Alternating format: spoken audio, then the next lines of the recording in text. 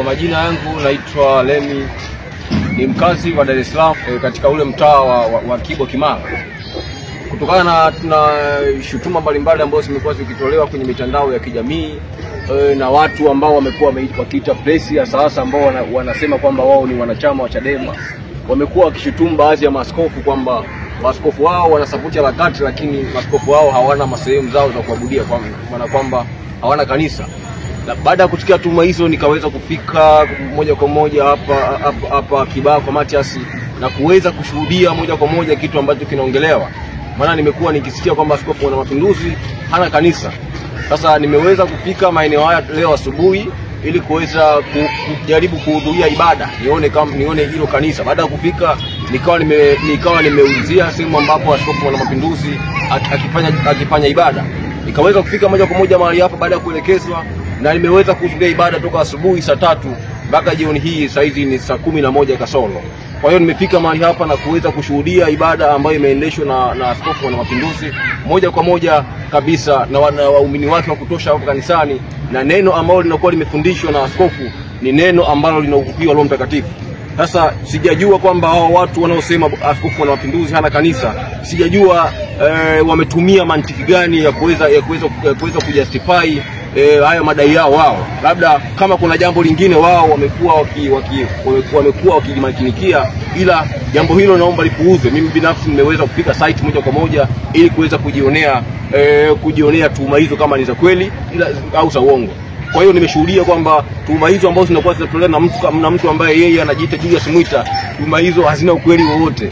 Askofu wa Mapinduzi Kadutu Machumu ana kanisa mahali hapa na anafanya ibada mahali hapa katika kanisa la Ufufuo na Uzima hapa Kibaha kwa Matias. Hofa amefika ni kati ya watu wengi ambao walikuwa na maswali mengi muda mrefu kwamba pengine huyu askofu ambaye anaunga mkono no reform no election ni askofu kabisa au tu ni makanjanja fulani. Sasa watu wengi hawajawahi kufika na kujua kwamba ni askofu kabisa. Sasa wengi nafikiri wamenifahamu kwa sababu mambo ya kisiasa sio mambo ya kihuduma.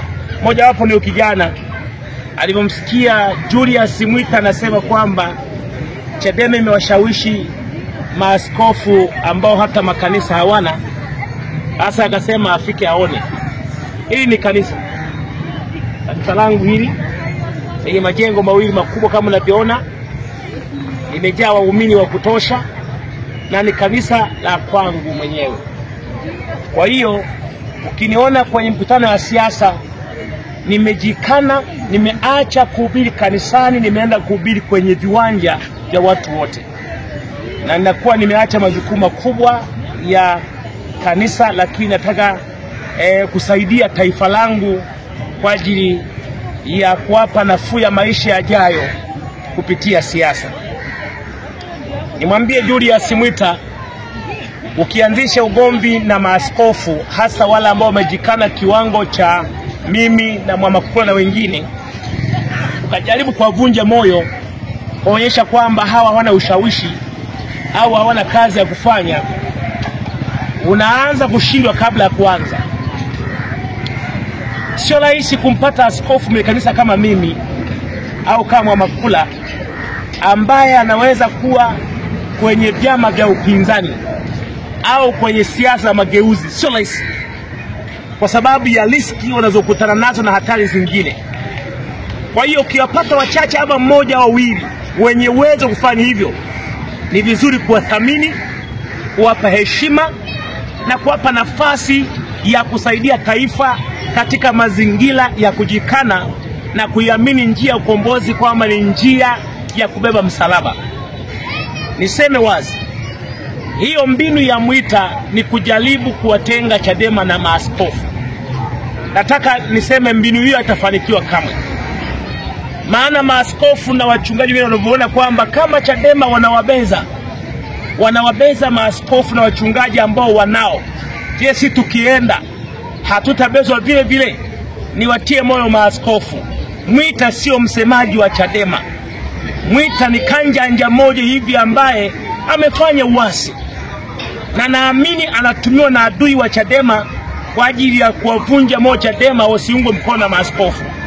Niwaombe maaskofu na wachungaji, mitume na manabii, mapadri na mashehe na viongozi wengine wa dini, tuunge mkono harakati za no reform no election ili kuwalinda waumini wetu wasiuawe katika mazingira ya uchaguzi usio sawa, wasiuawe katika mazingira ya uchaguzi ambao tumeshuhudia 2019, 2020, 2024. Tusikubali.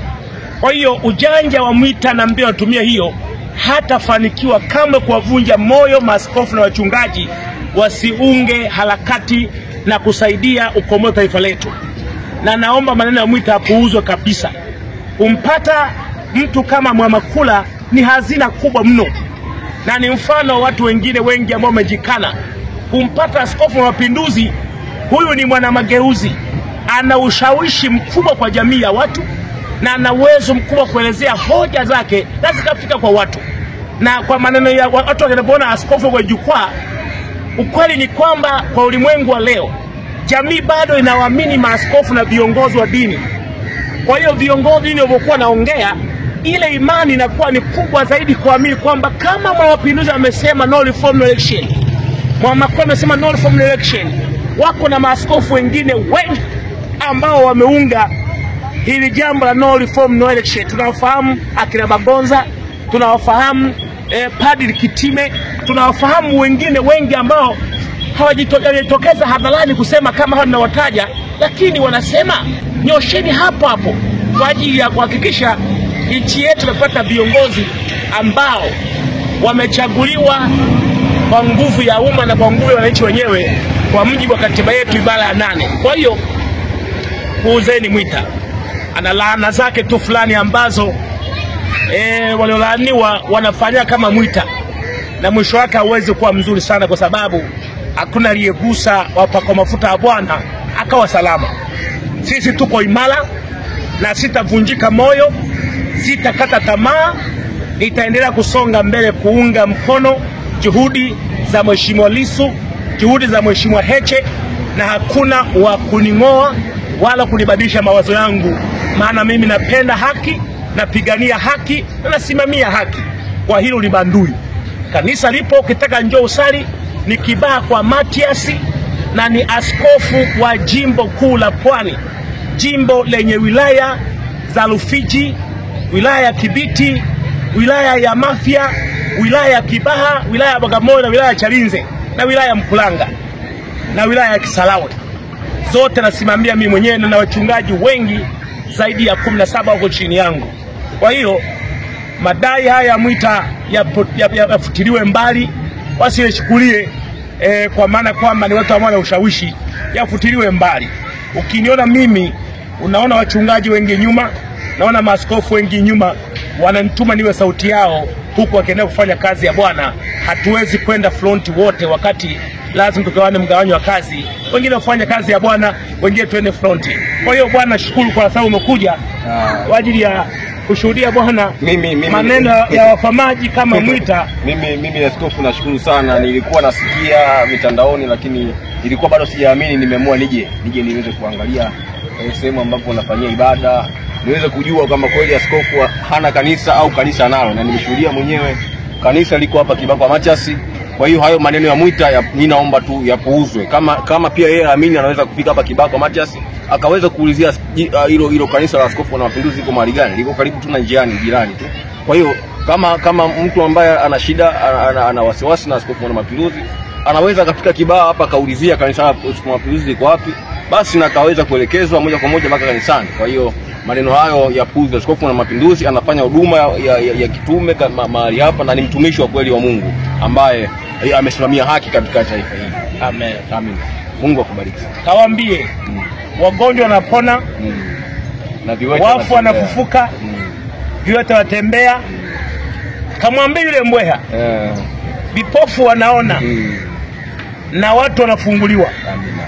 Na hakuna wa kuzima moto huu. Na hakuna ukija rohoni unapigwa, mwilini unapigwa. Ukija kwenye siasa unapigwa.